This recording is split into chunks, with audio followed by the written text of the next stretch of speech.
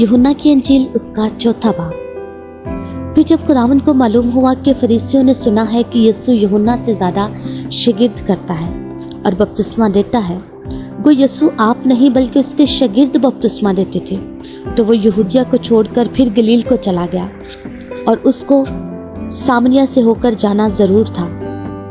बस वो सामरिया के एक शहर तक आया जो सुखार कहलाता है, और वो उस किता के नजदीक है जो यकूब ने अपने बेटे यूसुफ को दिया था, और यकूब का कुआं वही था। चनाचे यीशु सफर से थका मांदा होकर उस कुएं पर यूं ही बैठ गया। ये 6 घंटे के करीब था। सामरिया की एक औरत पानी भरने आई। यीशु ने उससे कहा, मुझे पानी पिला, क्योंकि उसके शागिर्द शहर में खाना मोल लेने को गए थे। उस सामरी औरत ने उससे कहा, तू यहूदी होकर मुझ सामरी औरत से पानी क्यों मांगता है, क्योंकि यहूदी सामरियों से किसी तरह का बर्ताव नहीं रखते। यीशु ने जवाब में उससे कहा, अगर तू खुदा की बख्शिश को जानती और ये भी जानती कि वो कौन है जो तुझसे कहता है मुझे पानी पिला, तो तू उससे मांगती और वो तुझे जिंदगी का पानी देता। औरत ने उससे कहा, आई खुदावन, तेरे पास पानी भरने को तो कुछ है नहीं और कुआं गहरा है, फिर वो जिंदगी का पानी तेरे पास कहाँ से आया? क्या तू हमारे बाप यकूब से बड़ा है जिससे हमको ये कुआं दिया, और खुद उसने और उसके बेटों ने और उसके मवेशी ने उसमें से पिया?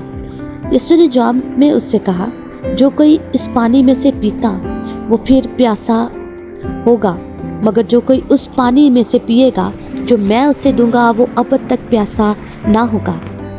जो पानी मैं उसे दूंगा वो उसमें एक चश्मा बन जाएगा जो हमेशा की जिंदगी के लिए जारी रहेगा।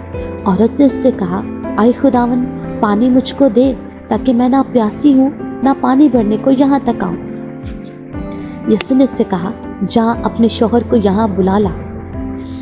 औरत ने जवाब में उससे कहा, मैं बेशोहर हूँ। यीशु ने उससे कहा, तूने खूब कहा, मैं बेशोहर हूँ, क्योंकि तू 5 शौहर कर चुकी है और जिसके पास तू अब है वो तेरा शौहर नहीं, ये तूने सच कहा। औरत ने उससे कहा, आई खुदावन, मुझे मालूम होता है कि तू नबी है। हमारे बाप दादा ने इस पहाड़ पर प्रस्तिश की और तुम कहते हो कि वो जगह जहाँ प्रस्तिश करना चाहिए यरूशलेम में है।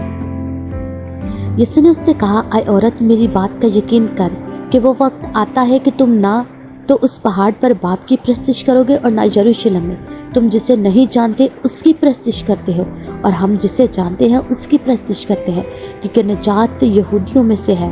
मगर वो वक्त आता है, बल्कि अभी है, कि सच्चे प्रस्तार बाप की प्रस्तिश रूह और सच्चाई से करेंगे, क्योंकि बाप अपने लिए ऐसे ही प्रस्तार ढूंढता है।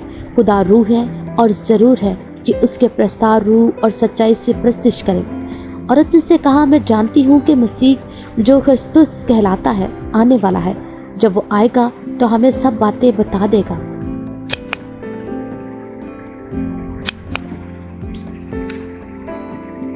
यीशु ने उससे कहा, मैं जो तुझसे बोल रहा हूँ वही हूँ। इतने में उसके शागिर्द आगे और तज्जुब करके कहने लगे, वो औरत से बातें कर रहा है तो भी किसी ने कहा कि तू क्या चाहता है या उससे किस लिए बातें करता है। बस औरत अपना घर छोड़कर शहर में चली गई और लोगों से कहने लगी, आओ एक आदमी को देखो जो मेरे सब काम मुझे बता दिए। क्या मुमकिन है कि मसीह यही है? वो शहर से निकलकर उसके पास आने लगे। इतने में उसके शागिर्द उससे ये दरख्वास्त करने लगे कि आए रब्बी, कुछ खा ले। लेकिन उसने उनसे कहा, मेरे पास खाने के लिए ऐसा खाना है जिसे तुम नहीं जानते। बस शागिर्दों ने आपस में कहा, क्या कोई इसके लिए कुछ खाना को लाया है?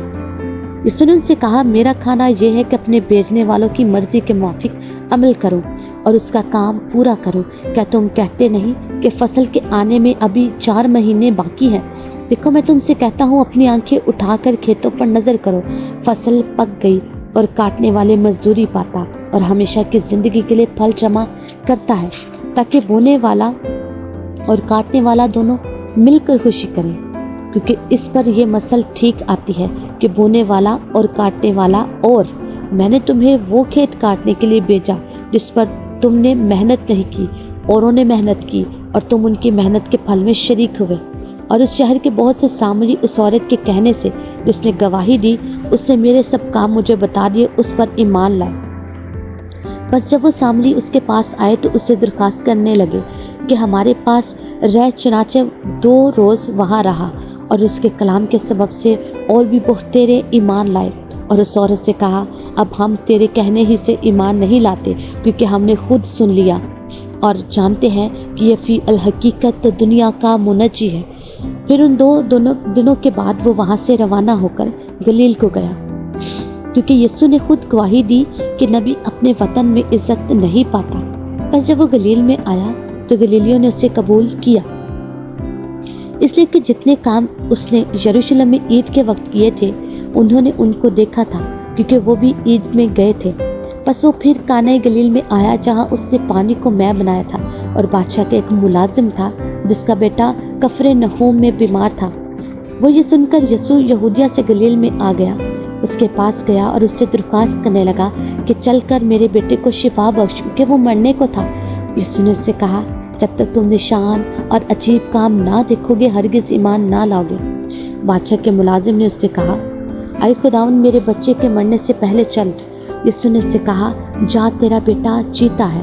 उस शख्स ने उस बात का यकीन किया जो यीशु ने उससे कही और चला गया। वो रास्ता ही में था कि उसके नौकर उसे मिले और कहने लगे, तेरा बेटा जीता है। उसने उनसे पूछा कि उसे किस वक्त से आराम होने लगा।